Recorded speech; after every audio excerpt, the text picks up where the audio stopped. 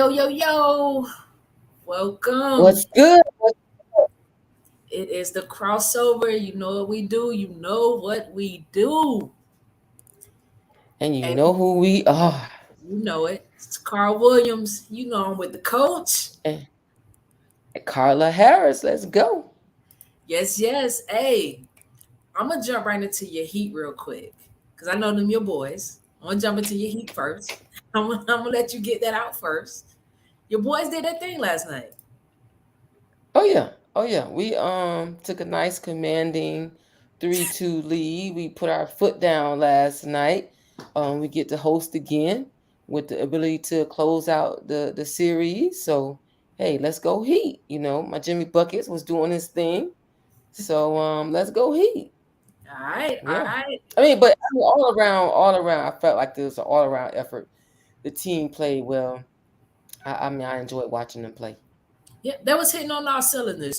It was one thing I did like about what Jimmy Buckets did say at the end when he was doing his post game interview, and he was basically saying we shouldn't worry about hitting shots. We should Oh, always play our style of D. I think that was very big of him to say. That yes, shows a true leader right there. true leader. And then it goes in the key with my boy Puckett. What's his name? Oh, That's his name. PJ Tucker. PJ Tucker. I said PJ Tucker. That's my boy. Like I just posted about him the other day. Like every team needs a Tucker. Every team needs that type of. He's like the UD back in the day when UD was out there really just that grit, dirty, go get it. Dennis Rodman, just whatever I need to do for my team to win. And Tucker, shout out to him. If anybody, hey, shout out to Tucker. Love that dude. Hey, DJ Khaled was in there last night. Got the ball, pat the coach on the back. He was having the ball right on the front row. Yeah, it's a great atmosphere in Miami last night. Yeah, something that the city's been craving for. You know what I'm saying? They had that great playoff run back in the day when we was getting to the finals every year because Yeah. the man was here. So it's good to be still in that position, man. I know the Yeah, we city back in the running. We back in the running. exactly. Hey, something spectacular kicked off this weekend too. The WNBA season is The underway. ladies. Yes, the ladies are on the court. Ladies are on the court. 20, Brittany 25 Grant. seasons, man. 25 plus seasons. Oh It's man, 96. 25. Yeah, So the what year was that when you played, T? 2004, 2004. 2004. Yep. So So we their are in. That's their big. inception season was 1996. I was a freshman in high school when the league was brought out because the ABL was there, but the WNBA ended up buying that out. So yeah, That's big. A and on top of that, we definitely gotta pay homage to Brittany Griner. This is day 83, I believe, of her being detained over in Russia. And we're gonna continue to send prayers and blessings out to her and her family. She missed some monumental events. Mother's Day. She missed her wife. I read graduated from law school. So yeah, she's missing some big things that can't be made up. So we're praying that she is safely returned home soon, really yeah. soon. Which is another reason why I feel like number one, it's time for expansion of the league. Number two, we have to do something to where our female basketball players don't have to go overseas, that they can stay home and play here. I don't know if that's going to take expanding the season. That may be a little difficult, but it has to be something to where we can keep them home. Now, I'm not saying we have to forego overseas because we have a lot of talent that doesn't make it to the league and they have to go overseas. But and this is not a discredit to anyone, but your primetime players, I mean, they're your franchise players. You kind of want to protect them, and if they're overseas, your hands you can't do anything. They're under someone else's jurisdiction. Right, and a lot of those ladies, and they make the bulk of their money overseas. Like they Yep. make way more money playing in those other countries than they do here. So if we can find a way to up those salaries, so they don't have to pull double duty. There, a lot of them are going right from that, transitioning right from there, right back home to America to play in the WNBA. So that's why you see a lot of players take that year off or take that break because they get that burnout because they Yep. don't get the opportunity to have that break. So I'm hoping something can be worked out to where we can up the salaries, we can, pay them justly to be able to just play here. But we'll see. We'll see. Or endorsements. It may be a little True. difficult with salaries because you got to put butts in the seats. Number one, you got to put butts in the seats. But endorsement deals, the way that the world is set up now, technology, like I think we gotta capitalize on the YouTube monetization, the IG monetization, Facebook, TikTok, all of those platforms, free marketing, but utilize it for monetization. So if we can put those packages together, that'd be awesome. It will be interesting to see what happens in the upcoming years with these college kids getting the NIL agreements. How does that I affect agree. them going into their professional ranks when they get there? Because they're going to be coming in with money. Some of them are. I agree. Definitely something to look at. I didn't think of it that way, but yeah, definitely can use that advertising money, that budget, to try to up the income for them. And then what are we going to do with these ladies and young men coming in with these endorsement deals already from the collegiate, which I love. Yep, Absolutely love them to be able to have their own monies, and not the universities making all the money off of them, off of their likeness. So we definitely, one, got to teach them financial literacy, but two, let's see how it's going to transition into those who make it to the league, and are those deals going to follow? Are they going to get bigger deals, or how that's going to work? exactly, exactly. And let's bounce back to the NBA real quick. Memphis Grizzlies took a hit. John Morant will miss the remainder of the playoffs from things that I've read. It could be considered a major blow to them, or they have gone 20-5 without him. What's your take on that? Man, that was a big, to me, that's a big hit. But we've seen them win without them. But now we're talking playoffs. It's one thing to win regular season games. We're talking playoffs when you need your gun, you need all your guns loaded. You don't need somebody out there with a Uzi, like Harlem Nights, and you going, you got to come out fully loaded, guns blazing. So I do feel like, and it showed. Dallas just wasn't clicking. So I'm sorry, Memphis wasn't clicking right, but it really shows. So I'm hoping that those guys can regroup, knowing that he's out, and then always next man up, next woman up. So hopefully Memphis can regroup and come out and play better together and get a W. Yeah. And listen, they're playing against a championship caliber led team. You got Clay, you got Steph, you got Draymond, who have multiple championships already, have finals experience, know how to win, know what it takes. They're up against one of the Goliaths of the league. Whether you like it or not, like Golden State came, they conquered, and they're a force to be reckoned with. When the Splash Brothers are on, man, and then you got Jordan Poole coming in, it's like, yo, that's Yeah. wild, man. They're on fire. Their wisdom, their experience in the game definitely supersedes Memphis being so young. So that's a huge thing to jump, a huge hurdle to get over. So hopefully, maybe, I don't have a dog in that fight. Whoever is next for my heat, that's what matters. But whatever dog is, in that fight, I wish them the best. I know I don't hate to see players get hurt. Nina, hey, shout out to Nina.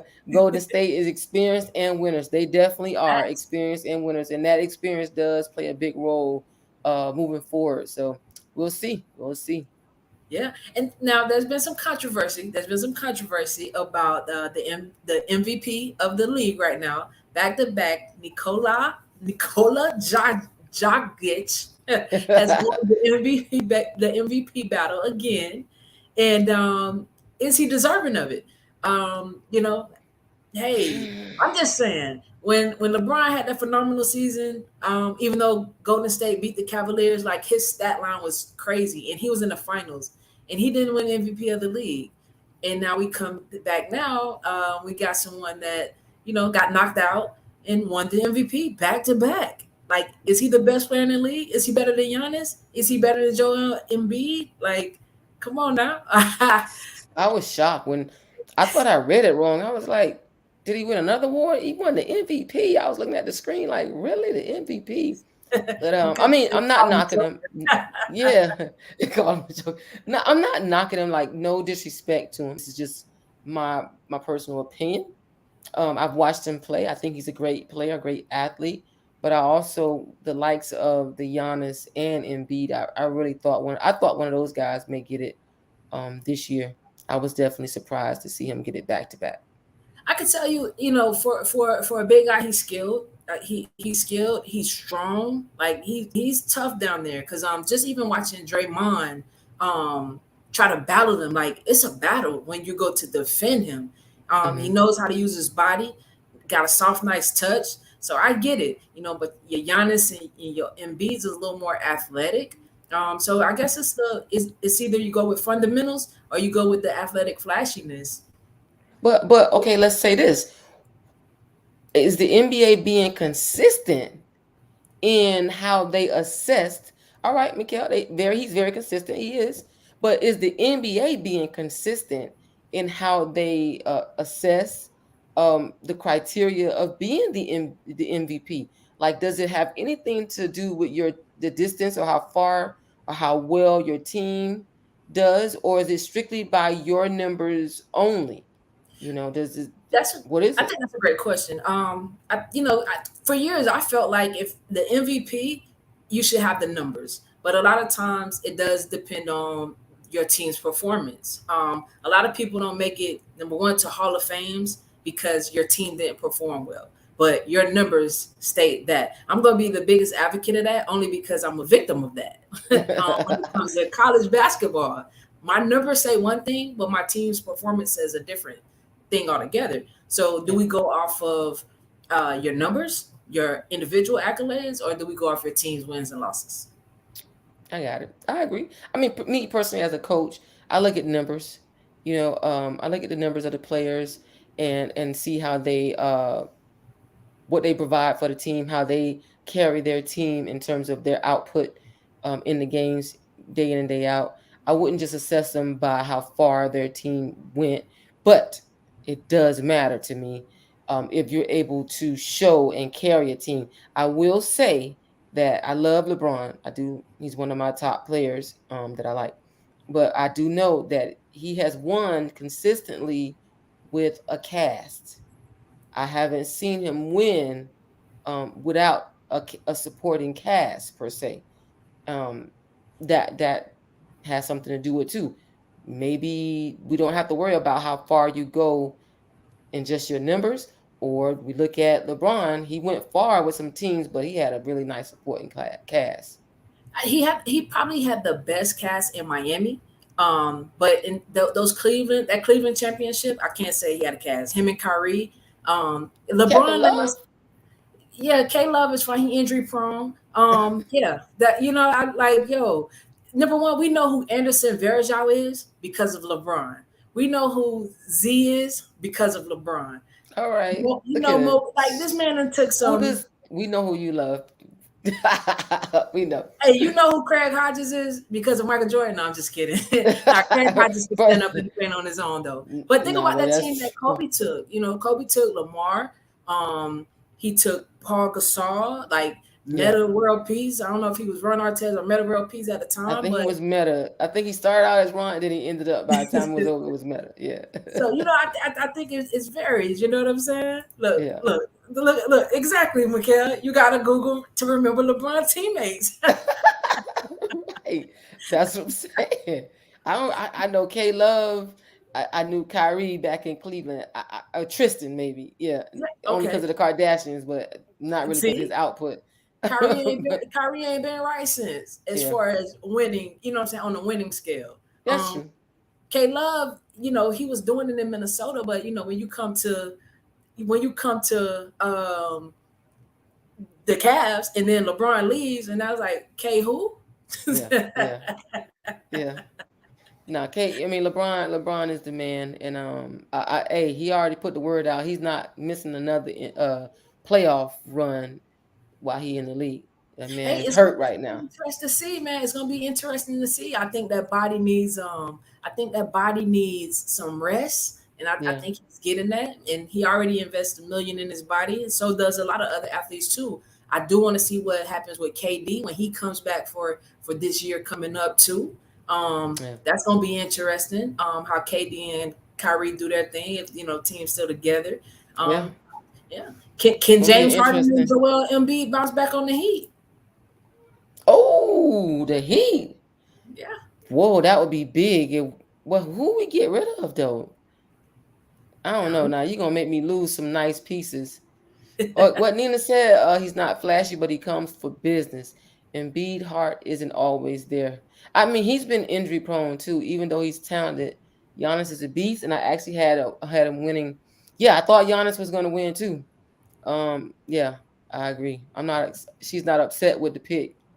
Okay. He's skilled. All right. I mean, yeah, Tim Duncan, like you right about that one. Fundamentals. Fundamental. Fundamentals. Yeah, consistent Fundamentals. fundamentals. Yeah, for sure. So we Absolutely. appreciate you guys, chiming in and giving us your feedback and your insight on it, because it's not about our opinion. We want to know what the people think. What do the people think? Yeah. Yeah, exactly. Exactly. Exactly, man. It's key. But I love the different varieties that we see that we're seeing right now in the playoffs. Man, I hate that John Morant took that injury. Because man, if he develops a consistent outside jump shot, he's gonna be a man. He's gonna be a force to be reckoned with because they're laying off him right now, and he's still Mm-hmm. getting to the cup. Yeah. Like And he getting to the he's gonna penetrate, and he's still able to penetrate. If he like, well, that's something that Michael Jordan had to work on too. When yep. Michael Jordan first got in the league, it wasn't a consistent jump shot. Like that was something LeBron James had to work on, getting his jump shot together. So, I think he'll continue to improve on those areas that he's not so strong in. I think he's committed to that. I wouldn't be surprised to see him as an MVP candidate one day. I think he's got that type of skill set to be a possible MVP candidate one day. I don't know if it'll be for Memphis. He may need a better cast around him. But I Right. do Yeah. see him skilled enough to do that. Man, Memphis reminds me of those guys you go play with at the park. Like you go with your five, and like Yeah, y'all ain't getting off the court. Like it don't just even run the matter. court. Yeah, yeah, we straight street ball in this thing. Like we about to, that's what Yeah. Memphis give me. But they're so together. I love their team chemistry. They're just so together, and you don't find that. Nina said Nina said Katie stay angry too much. I don't know what to say. Like KD, Irvin, I don't know what's going on over there in Brooklyn. They really got to get it together. It's a tough rebound for them. I don't know how the off season is going to play out for them. And how much longer does KD have in him to keep bouncing around from year after year? So I don't know. It's a tough one. But how about, let me ask you the guys about this. What everybody's talking about, the dads, like John Morant's dad and Ball, uh, the dads. We always wonder about or criticize, as we just finished Mother's Day and Father's Day is coming up. These fathers are very present in their sons' lives, and then people are criticizing them for their presence. But yet and still there's a lot of young men in the league like LeBron James himself who never knew their fathers. So why are we criticizing these men for being so proactive and so visible in the lives of their superstar athletes, superstar sons? Man, people just need something to talk about.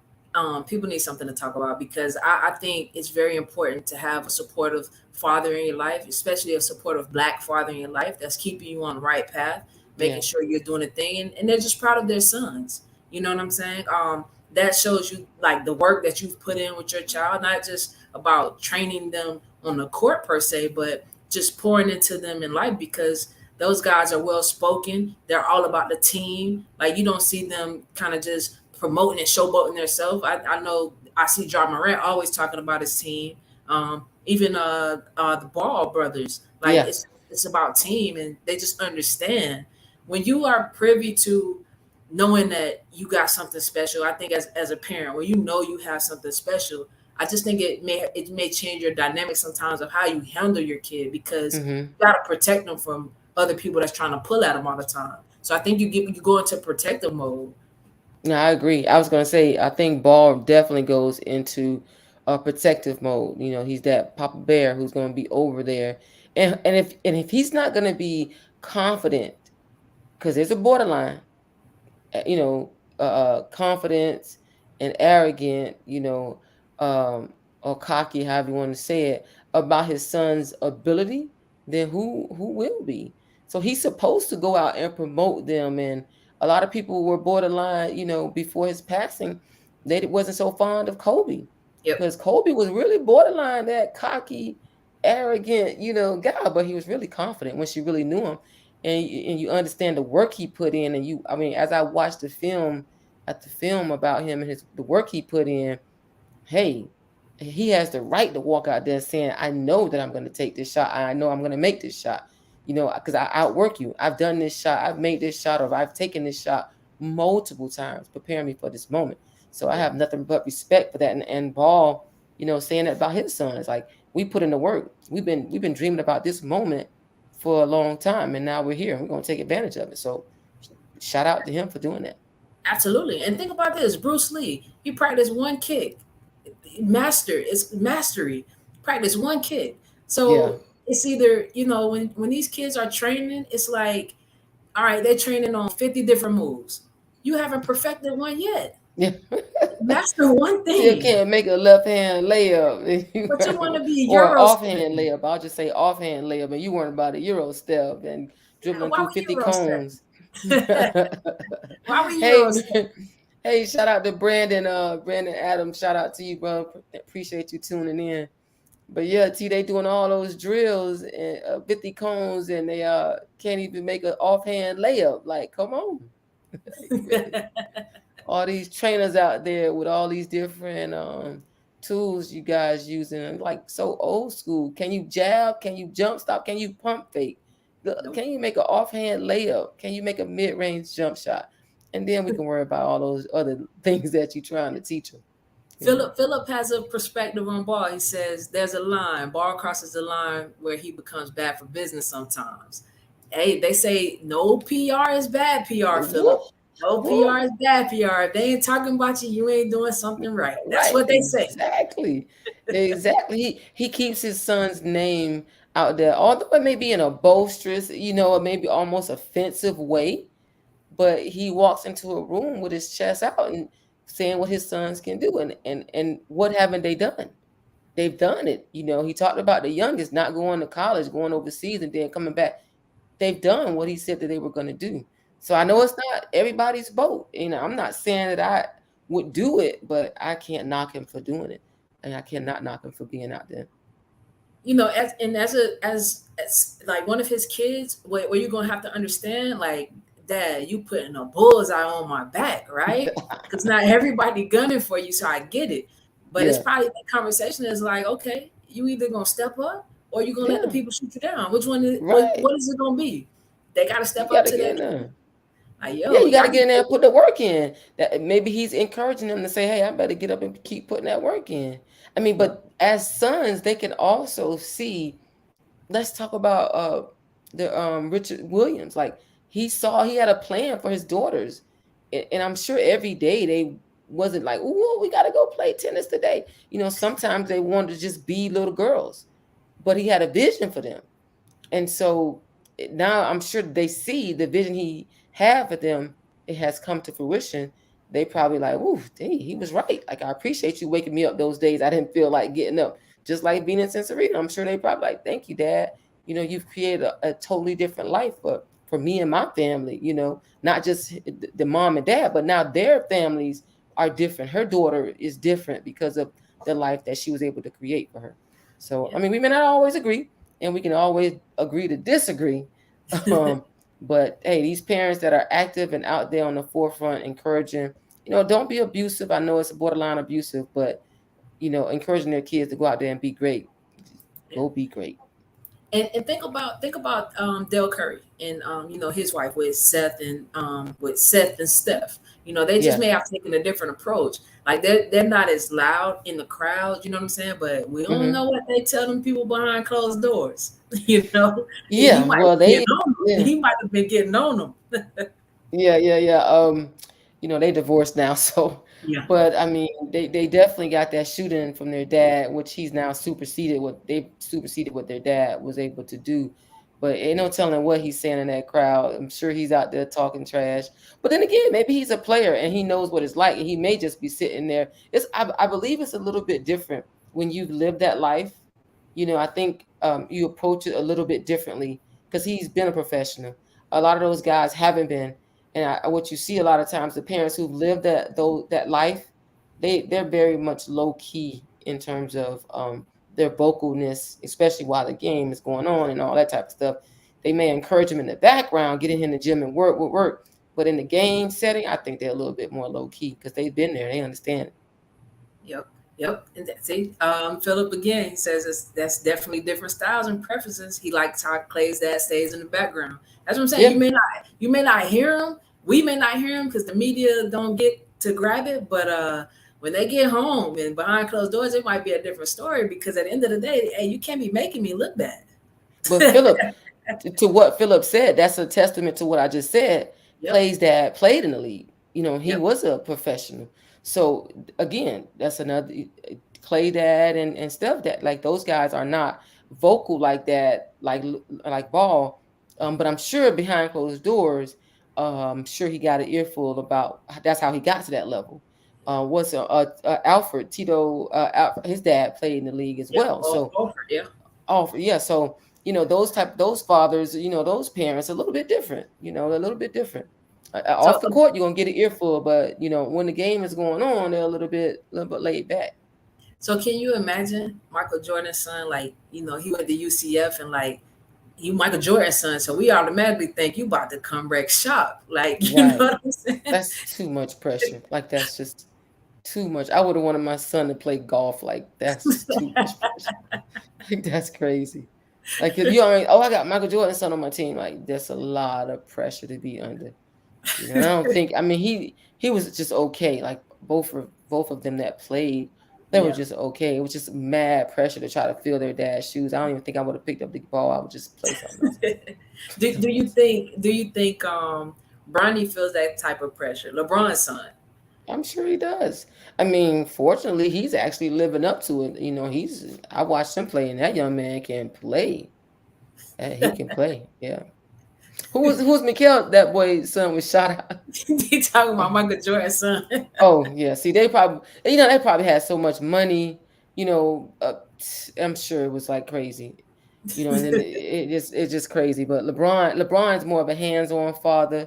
He didn't have his father, so I'm sure he's that. I watched him at the games when they show the videos. LeBron is like about to be on the court coaching, like he's really into the game, so Yeah. he's a little bit different. But I'm sure that's because he didn't have a dad Yeah. yelling and screaming for him at his game, so he wants to be that presence for his son. So Hey, and speaking of fathers, I'm gonna bring up a father right now. He has two daughters and just had little T squared, his junior, Travis Daniels. Welcome to the show.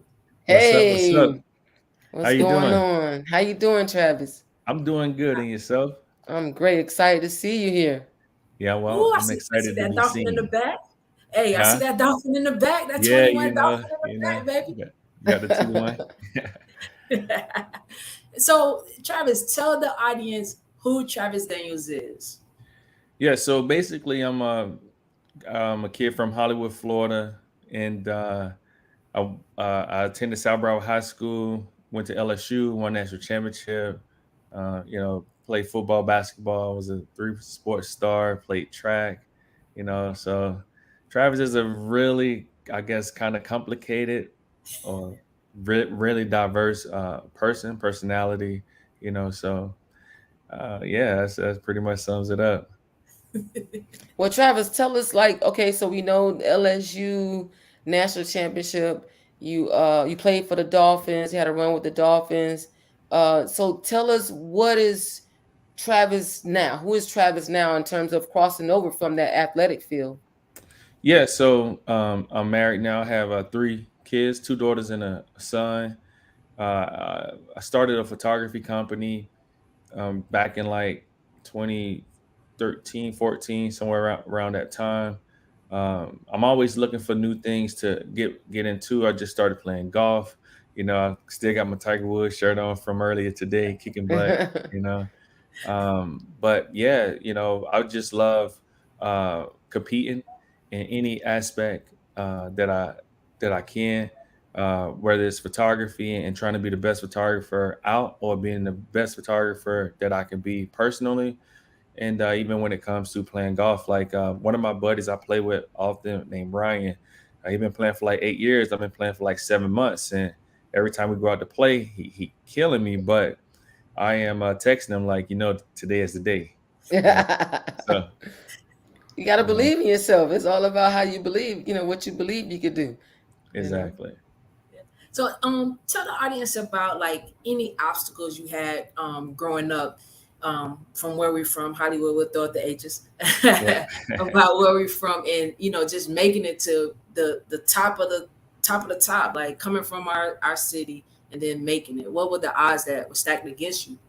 Yeah, so I had a lot of odds stacked up against me. Just like you say, being from Hollywood, Florida. Like a lot of people, when they come to South Florida, they think about Miami only, and when they think about like tough areas, they think more about Miami because it's a bigger city. But right in Hollywood, like it's like 12, 13 blocks. There's a lot of things that's happening on a day-to-day basis that people overlook, but we live in there, we experience it on a daily, so having so many people around you selling drugs, doing drugs, going to jail, uh, friends cutting school, smoking weed, doing all of those things that you see on a daily basis, so growing up, it was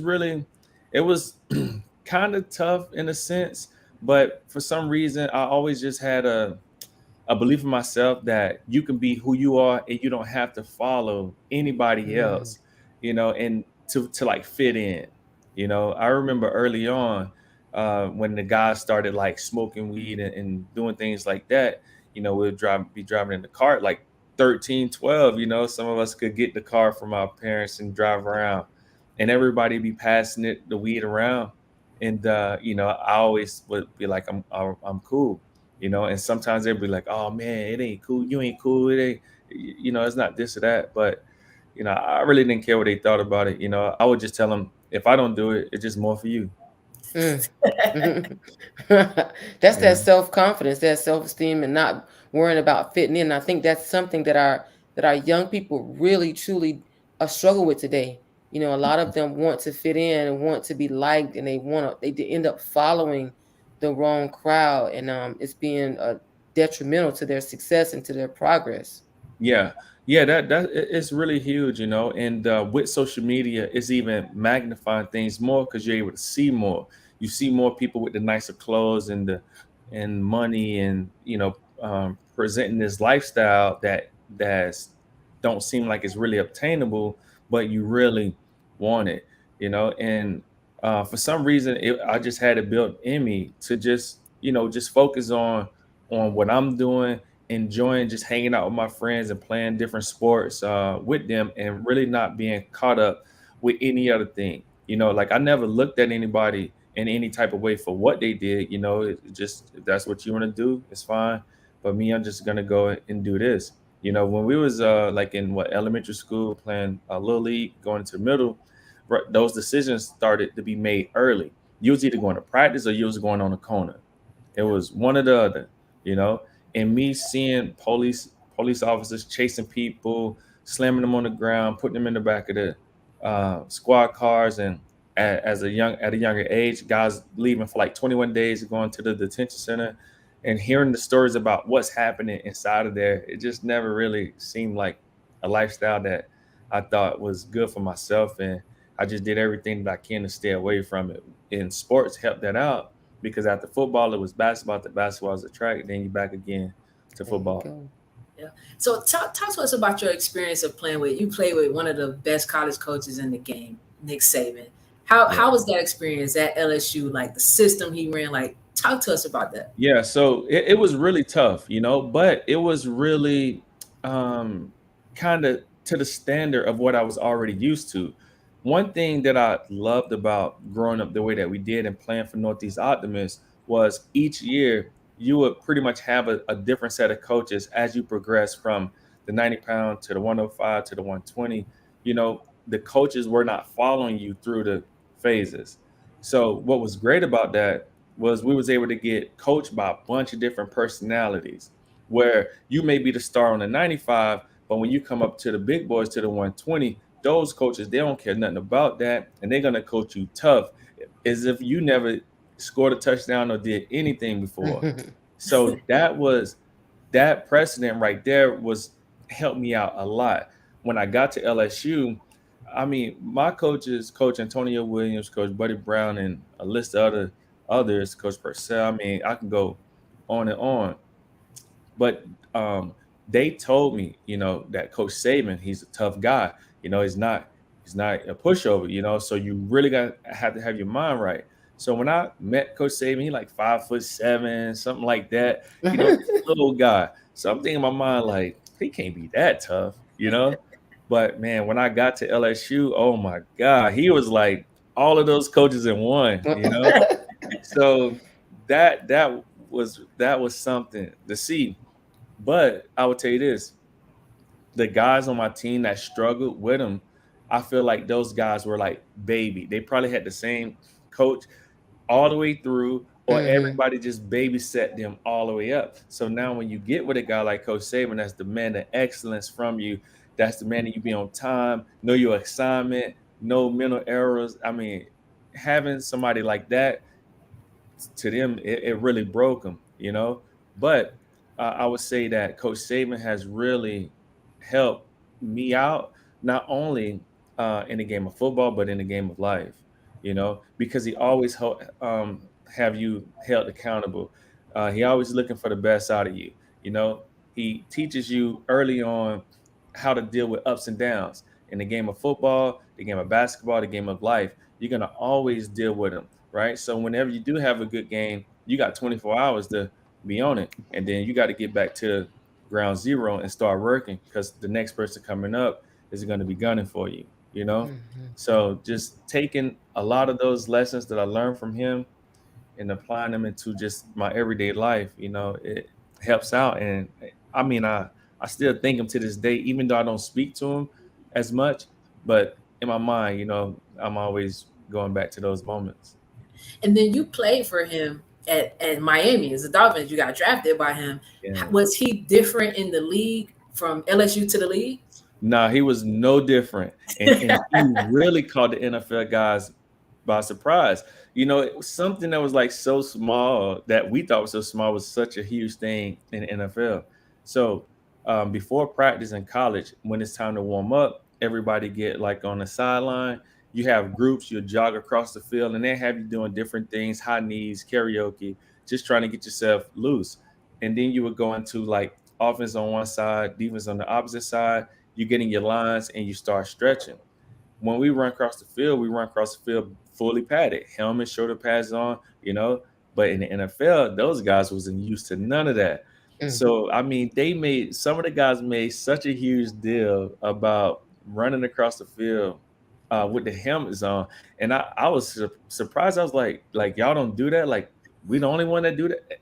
The different like guys from different colleges, nobody was doing anything like that. Mm. So he kept everything the same. His approach, how he talked to you, he didn't care who it was.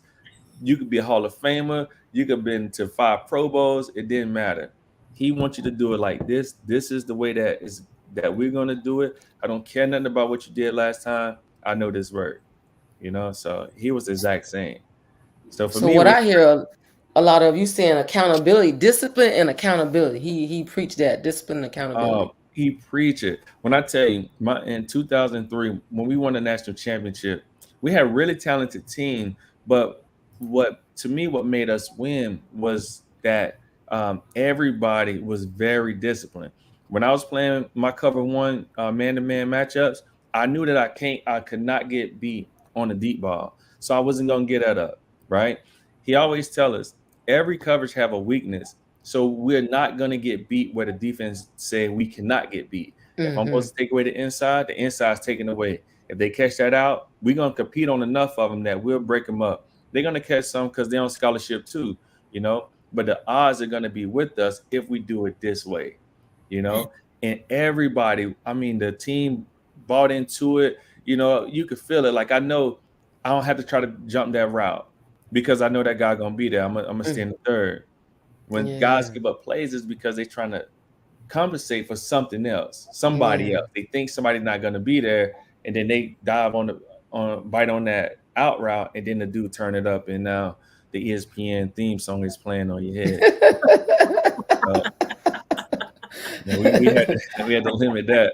You know, highlights. They got the highlights going. They got them going, you know. So Brandon said that's the Nick Saban way. That's the Nick Saban way. yes, yeah. It is the Nick Saban way, man. And when I tell you, not only do he get that out of the players, but the coaches, the people that cook the food, the the the bus driver, everybody is under the same type of pressure. That food ain't cooked right, he on them. Yeah, You yeah. know, that bus arrived late, he on them too. The cops don't get there on time to take us to the airport, he on them. You know, so everybody is held accountable. You know, Wow. at all times. I mean, he don't let up at all, like at all. From warm ups. So we had this thing called fourth quarter program. So fourth quarter program is like a conditioning during the springtime. First time you go in there, you see in an indoor facility, they got tons of garbage cans all around them, looking like what's going on in here, you know? So since you're in the indoor, there's enough like wall for everybody to kind of like lean against and like do leg swings and everything like that. If he catch you like half doing it, we starting the whole thing over, you know? Oh my So goodness. Cause Tonio say he glad you eventually listen. yeah, hey man, Coach Yodim, when I tell you, Coach Yodim, they really prepared me for what I was getting into. I didn't That's understand good. it at the time, right? Because we didn't have nothing to really to gauge it by. We knew that Coach Onio and everybody's going to coach you tough. But when I got to LSU and I was able to see how Coach Saban sometimes was impacting certain guys, I always resorted back to what I already been through, right? So let's say if you miss a tackle or something, right? Saban, he gonna go off. You're soft. You don't want to tackle nobody. I mean, he going in on you. Me, all I hear if he say anything to me like that is make the tackle. All those other words, I don't hear nothing. So I'm always feeling the way I feel. Like right now, how you feel right now. This is how I feel out there on that field in front of 100,000, the TV on. You know, we on national televised game. I don't feel nothing. If anything happened and he start that talking to me or anybody else, all I hear is make the play. Yeah. All those other Yeah. words is just crowd noise. Yeah, I tell players all the time, stop taking it personal. Right. At the end of the day, it's really, for me, I'm a basketball, make the shot, play Yeah. some defense, Yes. run the play like I said, it was not a personal attack, you No. know. Yeah. Yeah. It's never personal attack because at the end of the day, we're all here for one reason, and that's to win and produce and do our very best. The better we do individually, everybody does collectively. You know, coaches get Yes. raises, we get drafted, or more guys on the team have opportunity. We win championships. We go to bowl games. You know, it just make everything better for everybody. So, yeah, you should never take it personal. Yeah. And so tell us how, because it sounds like Saban prepared you for business too, but talk to us about how the NFL prepared you for business because it does turn into business, right? I know Yeah, college is business too, but how did the NFL prepare you for business? yeah. So the preparation started early on. It started with Coach Saban, right? Just by making us understand about like being disciplined, carrying out assignments. When I get into the NFL, now we're on a real big scale. Now everything count. If you come to meetings late, that's a fine. If you wearing the wrong color cleats, like they have a thing where if you look when you look at the NFL games, you're gonna see there are white shoe teams, there are black shoe teams, right? So if you're a white shoe team like the Dolphins, 90% of the shoe is going to be white. So you always see white cleats and a little bit of orange. Mm, If you were to say, you know what, this game I'm going all orange, this game I'm going all black, it's like $5,000 the first time you do that, mm, and it increases after that, you know. wow.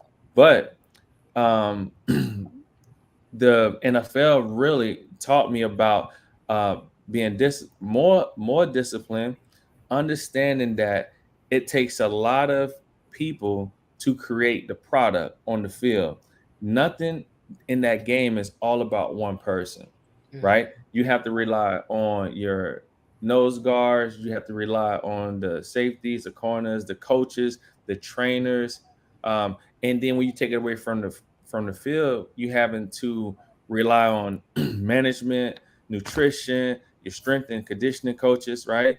So the NFL just more um, fueled the fire of making sure you do things the right way, making sure you treat people the right way, you Mhm. know, because you just never know how those things are gonna come back on you when once you move on.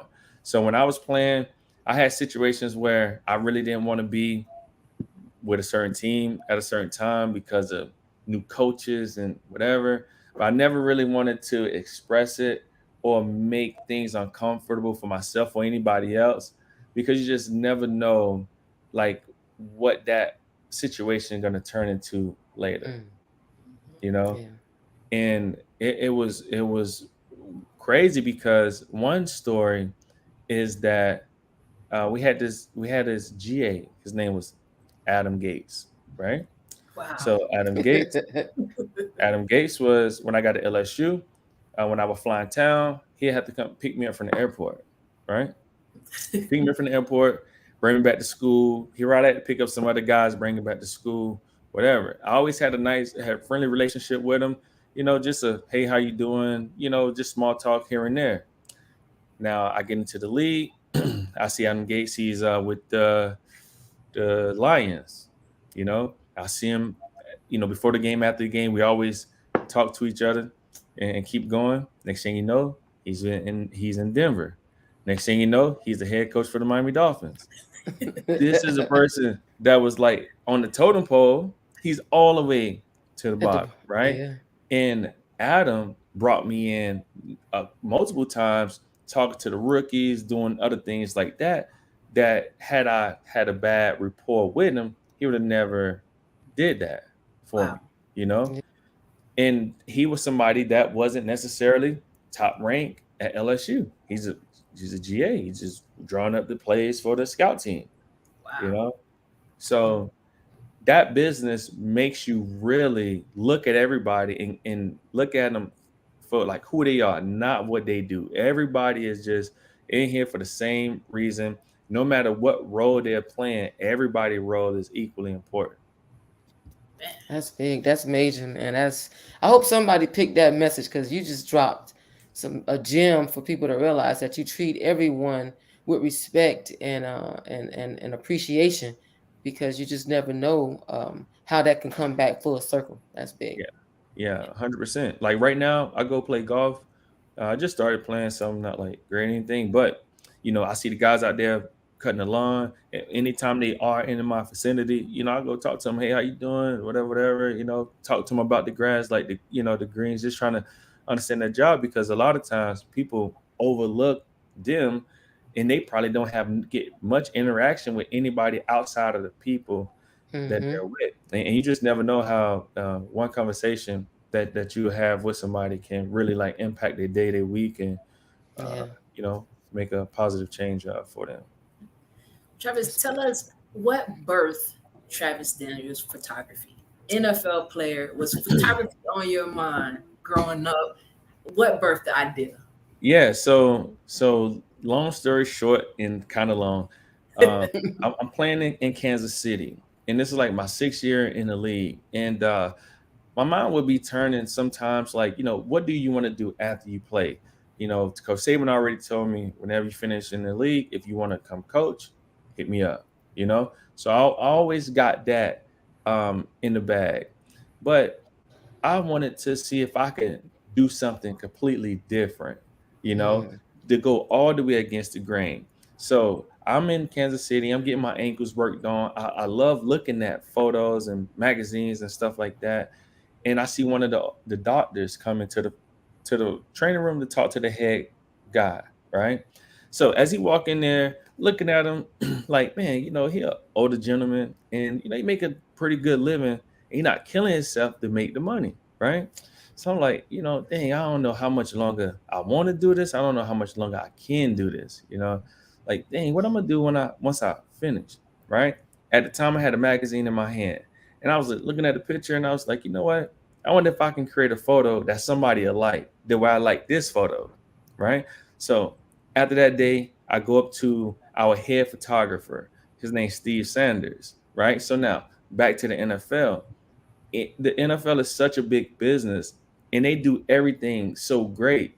Anything you could want to get into, they have basically like the best marketing, the best accountants, lawyers, doctors, any profession you want to get in, you can link into the some of the top people in the prospective fields, right? So I go talk to Steve, like, hey, Steve, man, I really like photos. I think I might want to, learn how to take them better, become like a photographer. So I was like, I got a camera, sure, team. So I bring the camera in the next day, and it's just a little basic camera, like probably like $400 joint from Best Buy, right?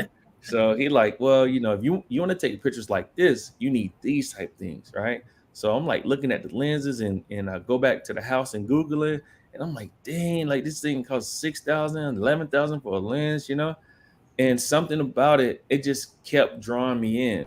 So every day after practice for like basically almost like 2 years, I would meet with him after everybody gone. I'm meeting with him for like an hour. He's teaching me about like ISO, shutter speed, and how all of these things work. So at first, it was pretty tough because I'm like, dang, so numbers equal pictures, right? So he like, yeah. I'm like, oh man, I ain't never gonna get this. How does make numbers make a picture? Because the camera is not automatic. Like your iPhone, you just click it and the camera take the picture and tell you what it is.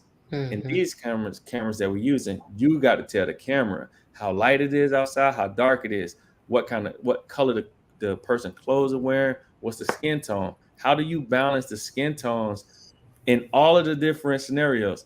Because when you're outside, not only do you got the person in the clothes, you got the street, you got the trees, you got the water, birds, Mm. you know. So you got to really pull that picture together. So after a couple weeks or months, actually, meeting with him, we started going like downtown Kansas City to different areas, taking pictures of like flowers, whatever. And then it was like, okay, take a picture of like this person. They don't know I'm taking a picture of them. They like cross the street, and I gotta like take it quick, right? Because they might leave. But that was training me to like shoot fast, like understand the camera, get the settings down right. This way I can be really efficient. So it started that way. And once I retired, my last game, I knew it was my last game. Like, I prayed before every game, and I just prayed like, God, if you get me out the field the way I walked onto it, I'm not coming back. You know. Mm. And after that game, it was two fingers up. Let's get the camera. Let's go. Wow. Uh, You know. Man, that's awesome, Travis. That's an awesome story. Um, Discipline. I just reading Mr. Pender's comment. We go back to discipline, though. Even you got to have discipline in your photography business as well. And being consistent with learning all those things that you did and going out and developing those pictures and creating that memory for people. Yeah. So photography and football go hand in hand, right? In football, in all sport, when you first get to, let's say, off-season workouts or anything like that, if you have a conditioning test at the end of it, on that first day, if they made you do it, 90% of the team will fail the test, right? So we have to go through the process. We got to lift the weights. We got to run the sprints and the long distances, the short distance, like all of those things to get to the point where when it's time to do the conditioning test, you should be able to ace it if you've been doing your job. Mm-hmm. When I first started taking photos, the photos looked like trash, like it was terrible, like really Mm-hmm. bad. But I knew if I just stick to the process and keep training myself, keep looking at images, keep studying it, by the time 6 months, 7 months, 8 months are gonna go by, I cannot be the same camera person as I was on day one. So having that understanding helped me out a lot when it came to photographing weddings. Football really came into play, right? Because in a football game, you deal with ups and downs, right? Those ups and downs on in photography could be the client love the photos or the client don't really like the photos, right? Because somebody love it, do you start feeling like you the man and you could just walk around your chest out? right? Mhm. If they say, "Oh, I really didn't like this photo as much," do you like go in the dumps and want to put your camera up and never use it again? You know, so for me, when somebody love the photos or they give me really good remarks back from them, it's like, okay, I appreciate it, but now they're watching, so now it's time to go deeper, really get Mhm. in there. You got everybody looking now. Let's turn it up. If somebody say that they don't like them as much, now it's like, okay, let me assess the situation. Let me look at the picture. Did I pose them wrong? Did I use the right lighting? Was my shutter speed off? Like, is the does the camera have like some shaking? I mean, the picture is not all the way tack sharp. Did I shoot it from a bad angle? You know, Okay. so I'm never feeling up or down. I just feel the same all the time you know um, in football you have to deal with a lot of sudden changes, right? So me playing defense, the offense could be driving the ball down and it look like they're doing great and then they fumble, Mm. right? As a defensive person, I can't go, oh man, they done did it again, right? What I have to do is say, okay, what's the situation? They're right here on the 20-yard line, they can't get in, we got to Yeah. give them three. If they far out, we can't let them get more than one first down. We got to make them punt or attempt the long field goal. On the wedding day, been down here in South Florida, right? It could be nice and sunny outside, but then it start raining. What you gonna do? Your first game plan is not happening no more. You gotta keep it going, Shift. and Yeah. you gotta transition and make the client not feel any way about it. You know Mhm. that comes to the scouting, right? So in football, I would scout Tom Brady, Peyton Manning, first and second down, third and 2 to 6, 7 to 10, 10 plus, right? I scout the venues that I'm going to shoot in. So before I get there, I already got a game plan down. I know every shot I'm going to take, where I'm going to take them at. I'm always ready to deviate if it happens, but I go in there with a solid plan, you know? Even the couples, I have to study the couples because everything is not going to work on everybody. Sometimes the guy is a lot taller than the girl, sometimes they're the same height, sometimes she's taller than them. How do you manage those situations? If the guy's shorter, you can't put a stool and tell him to stand on it, hurt his feelings. You Yeah. gotta understand like how to stagger people so that things could kind of work in your favor. And all of those things I learned from Football. football, even working in the team, right? So when I go photograph weddings or photo shoots, I don't do it by myself. I don't want to do it by myself. So I have a team that are with me, knowing how to work with them is monumental, right? To have team success, right? You can't have the quarterback on one page and the receiver on a different page, right? Everybody got to be on the same page because when I'm moving around, I need lights in certain spots, so it's not gonna work out. Mhm. So being able to delegate those different tasks to everybody help us out a lot. And when it comes to business world, I don't understand what like a CFO is or all of those kind of terms, but I know what a head coach general manager does, which is me. My assistants will be like my coordinators, and then we got our production team that are like our strength coaches that are like sectioning up the players and sectioning up the photos to make them pop even more. You know. Man, hey, you got the Sports. craft down pack, bro. Like, yo, you got your craft down, man. And you were the first active player to shoot the Pro Bowl, right? Yeah, yeah. So, yes, I was the first active player to be able to shoot Pro Bowl, which was really cool because it didn't start out initially that way. So I'm going into, I guess, my last season that I'm going to play. The Atlanta Falcons are doing really good. At the time, I owned a barbershop in Atlanta called Cuts Remix. So the Falcons was doing really good. They had like a bye that first week, or they were just going to have a home game, that first home game. So um, at first, when I brought the idea of me photographing anything for the NFL, I went to our player development, this guy named BJ Stabler, which is now at Alabama.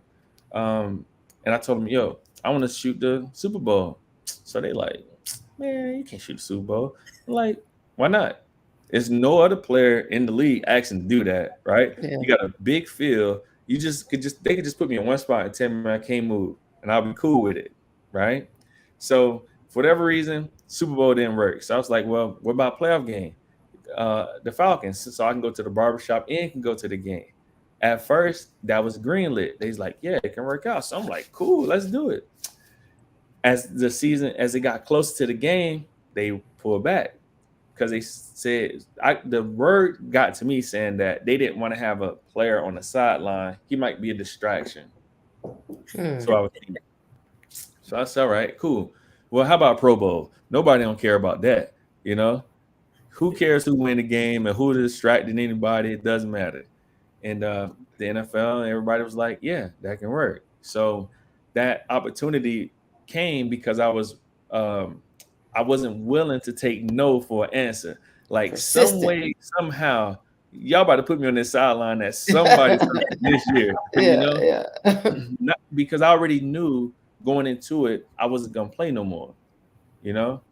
So Yeah. I need to do it like right now because it's really hard for those phones to get answered sometime when you're not in the building. Talk to So I Hmm. me. need to make all of these plans. I need to execute this plan before I get out of here. And on my way out, now I can get all these other phone numbers from everybody else, and then I can kind of work my way around it from that point.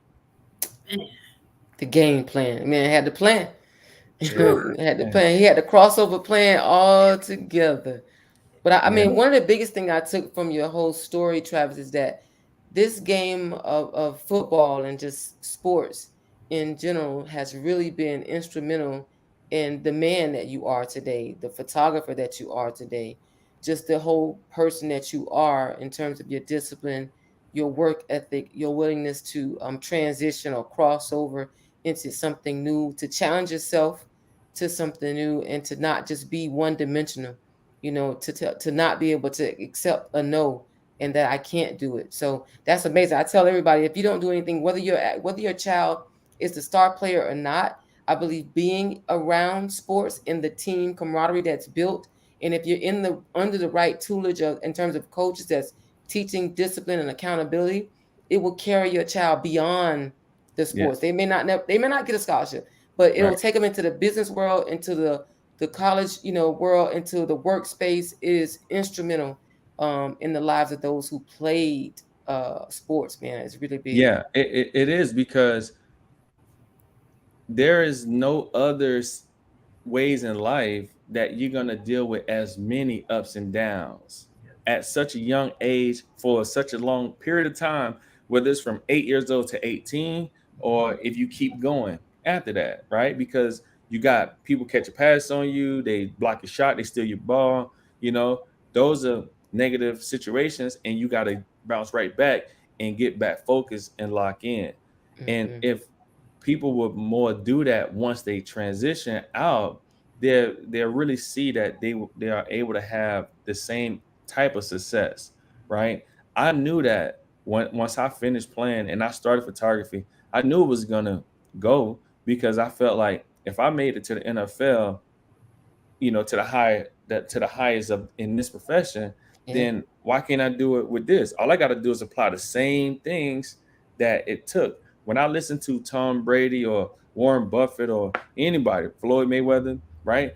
They all doing different things, but it's always those intangible things that are always the same, and they just applying it to whatever it is that they're doing. Like still to this day, right? I photographed maybe probably like, I don't know, 300 weddings more, something like that Mm. now. And I still study photography like I never did it before. I still walk in the mall and I see Polo ads or Gap ads, and I take pictures of it. When I look at the photos, I'm like measuring out like type of lens they was using because of how the photo looked.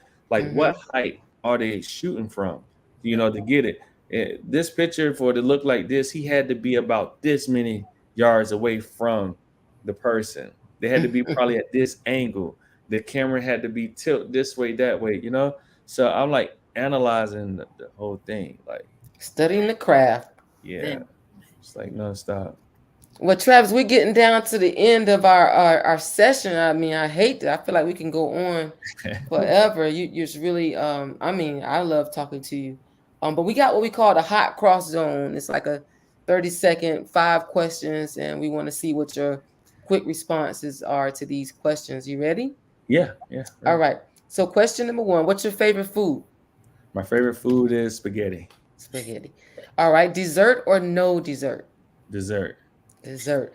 All right. You like to well, I mean, this is like basketball related, but let's say this. I'm gonna change it for football. You like man coverage or you like zone coverage? Man, I'm gonna Oh, lock you want to up. lock it down. Yeah. Oh, I got a mean jump shot too now. Uh, Yeah, all right. yeah. You did say you played basketball, you ran track. I Yeah. feel you. No, So no if you play, JV. No okay. JV over here. Freshman varsity. Dropping All over right. averaging over So a dub, you know? if we play basketball, you like to play fast game or you like to play a slow game? Fast. You want to play Fast. I want to fast. get I want See, to get up and down the court. I like I can handle the one, pass it off and throw it up. I'm going to get it. oh man, look, see, when we talked about that confidence. Yeah. Yeah. No, All no, right. no, this is real. Takara, she can tell you. Yeah, this Yeah. is real stuff. All right. So football related, you picking the quarterback or the linebacker? Which one you think is most instrumental? I'm going to go with the quarterback, right? Because the quarterback has to manage the game in its entirety. The linebacker, he's important, but he can mess up on a number of plays and be covered by linemen, safeties, the Mm, nickelbacks. But that quarterback, if he fumbling the snap, there's nobody else that can help him out. If yeah, he yeah, yeah, misreading that coverage and not seeing that safety come, it could be detrimental to that receiver going across the middle, or is it going to be a pick? yeah, yeah. So would That's you fair. pick a point guard or a post player? Would I pick a point guard or a post player? Yeah. I'm going to pick the post player if it's Shaq. Oh, he If caught me it's by Shaq, surprise. If it's right? Shaq, If it's yeah, Shaq. but you can have Shaq, Travis. But who's gonna get Shaq the ball? Shaq not a Well, Giannis. He's not gonna yeah, but dribble. see the awesome thing, the great thing about basketball, even if your point guard is not doing it up, he can get it to the shooting guard. The shooting guard can get it to the post. You know, in football, the quarterback is the only person that got that ball in his In his hand that head, able to get it to facilitate it to anybody. Right, everybody else. right. So the point guard could get covered up a little bit. All right, all right. So the last question is, who will be the surprise NFL team this upcoming season? The surprise, I'm gonna say the Miami Dolphins, Let's right? go. Yeah, Let's I'm go. gonna go with the Dolphins because them having change of coaches and a lot of changes going around on the team. Them bringing Cheetah and other guys in from the various teams. I think that Miami is going to be a team to really look out for. I think Tua is definitely going to do really good this year. They definitely surrounded him with some weapons. Got some guys that's going to be able to protect them better this year than I think last year. And I forget the running back that his name, but they got some weapons. And Cheetah just gonna open it up, And they got that tight end Gasecki, something like that. Yeah, Yep. yeah. Yeah, he's like I a like him. Kelsey, Yeah, you I know. like him. So I I mean, like. hey, look. I hope they are doing the same thing that my Miami Heat did. So the Miami Heat made some moves in the off season last year, and look at us now. So Yeah, I hope my Dolphins are doing the same thing so that we can be in that playoff run come that time next season. yeah. That'd be great. That'd be great for the city for sure. For They got sure. the All F1 that track money and they put everything. into, yeah, all that money they put into the whole area. So I hope we can do something to Yeah, bring the people out. yeah. We got like two Super Bowls coming here within like the next 10 years. So Oh man, see what I'm hopefully the saying? Dolphins could be in the first one to In come up. one, exactly. Yeah. So But Travis, Travis, we tell have the people how they can meet, how they can. I'm sorry, go ahead. T. You no. Go can ahead. Go ahead. I tell was the about people to. how they can follow you. You got social media, how they can get your photography. Go ahead and promote that business. Yeah, so you can reach out to me on Instagram at Travis Daniels Photography, Facebook Travis Daniels Photography, website Travis Daniels Photography. I wanted to keep it like super clean and super easy for everybody to just easily navigate through the different social media platforms. But yeah, man, definitely come follow us, come check us out. If you're getting married, know somebody getting married, or you just need professional shots, all kind of photos. I could definitely help you out with those. So yeah, check us out, Travis Danes Photography. And you'll be Quality doing is key. some upcoming coaching courses as far as photography is concerned, correct? Yeah, yep. So we're starting this series called the Playbook Series, and basically it's a play on photography and football together. We just completed our first posing series, and we're gonna have some more coming up fairly soon. That was really awesome to do it. I had a couple people reaching out to me about classes before, and it was just like, I don't know. And then I just tried it out, and man, it was great. So I really had a good time with it. So I'm going to have more classes. I'm going to do some stuff at this Canon showcase coming up in New York, and I'm going to do some teaching in Baltimore, like in November or something like that. So yeah, we're That's just all. moving. Awesome, man. We definitely appreciate your time. Thanks for coming in, blessing our audience, man. Success along the way. I already know you're gonna do it because I used to cross you over, so that's how you got here. Oh, yo, let me tell you a quick story though. So, so she definitely legit, right? So we was kids, and we all played sports, just playing basketball and stuff. And I remember one time asking her, like, man, like, why you play basketball? Like, it's not even like a girls' NBA. And Yeah, she was like, well, when we get bigger, you just never know, right? And it yeah, was crazy to see that, WNBA came, yeah, boom, Yeah. then she go play in the WNBA. So that was like crazy. And for us to be cousins and to have watch each other like progress in our respective fields, and you went to Texas A&M and is killed it and crushed it and in the legends, man, that was like so big time, like so proud, like telling everybody about my cousin, like, look what she did, you know what I'm saying? So same, same. Hey, to And we appreciate it. It's Dion, awesome. Dion was Child's idol, man. He was Dion, and then he was Peter Ward Oh, in high school, oh bro.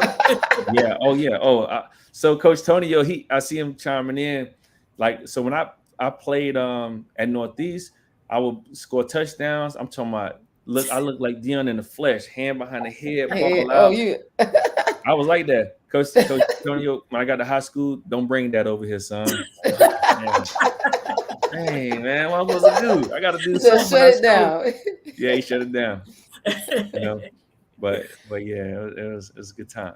It was a good Man, Yeah. time. that's awesome, man. Blessings to you, Travis. I mean, great. You seem like a great man, and I mean, I'm just so impressed from talking with you tonight, and continue to do great things. And I'm looking for. Hey, I want to be looking out for some of that teaching, some of that photography. So Yeah, definitely yeah, come on. appreciate you. I appreciate it. All All right, right, man. You take care. All right, All thanks. right. all right, All right. man. Carla, listen, straight gems, man. Yeah. Straight gems. Yeah, that's Straight. another amazing guest tonight. And people didn't know. Some people didn't know you guys are related. That's your Yeah, cousin. yeah, So man. yeah, It was battles, man. You know what? Travis was athletic. He's long. You know what I'm saying? He gonna push you. Like he's gonna push you. That same confidence that you see, like he gonna straight up push you. He gonna talk his trash. It's yeah. subtle, but like you don't want to look crazy. You know what I'm saying? So you gotta bring your A game. Got to bring your A game. Yeah, Gotta that's. bring I your A. mean, I could tell that sports has truly impacted his life. Yep. And helped develop him into the man that he is and the businessman that he is. Yep. I just wish that more people would really, really buy into the things that he was saying. Like Yeah. buy into what the coach is teaching. That's how the team is going to be successful. Buy into that discipline. I mean, just amazing. And shout out to Coach Tonio. Like he's Coach coached some of Joe. these great athletes, and it's a great job for the community. Hollywood, hey, shout out to the city of Hollywood. Produce some great people, some great athletes. Yeah. Yeah. Hey, we thank you guys for joining us, man. Your support is always And unwavering. let's tell them about the YouTube so they can go ahead and like and subscribe. Oh yes, look us up on YouTube, the crossover. You look that up. We're on there, man. Join it, subscribe, like, share, comment. You can find our Facebook page, the Crossover Podcast. Follow us, share with a friend. We promise to keep bringing you guys guests that provide value. We're gonna keep bringing the value. You know what we do. Yeah. Appreciate it. Hey, like we always end with, use the game. Don't let the game use you. Until next time, y'all be blessed. Be good.